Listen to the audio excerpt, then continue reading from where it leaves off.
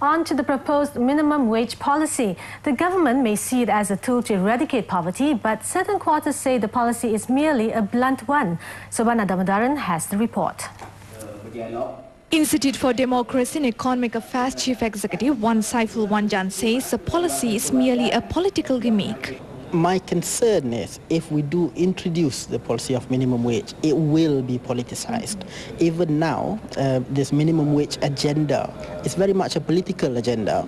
If we look at the economics of it, it is clearly not a good policy for the country. He points out that if the policy is implemented, there will be a group of people who would still be marginalized from the policy. As a consequence, unskilled workers will not be able to enter the job market as the cost of employing them is too expensive.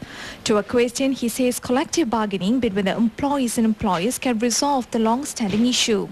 By doing so, one explains that a proper level of wage can be set by the companies with the agreement with employees. The MTCs should not be campaigning for minimum wage. What they should be calling for is for unions in each company to be active, to be strengthened, to be empowered, so that they themselves can negotiate with the employers.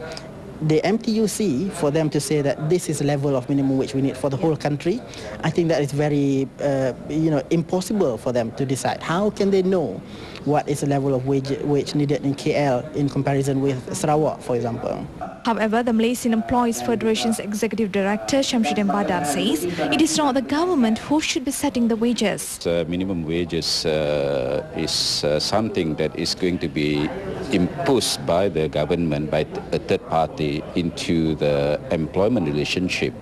And in this kind of situation, of course, it's difficult for employers to accept that because the government's business is not to determine wages for a particular sector or for the whole country. And this, we still believe that the labour market should determine what should be the wages to be paid within a particular sector. The minimum wage policy sparked confusion when the Human Resources Ministry announced in April a salary hike for security guards.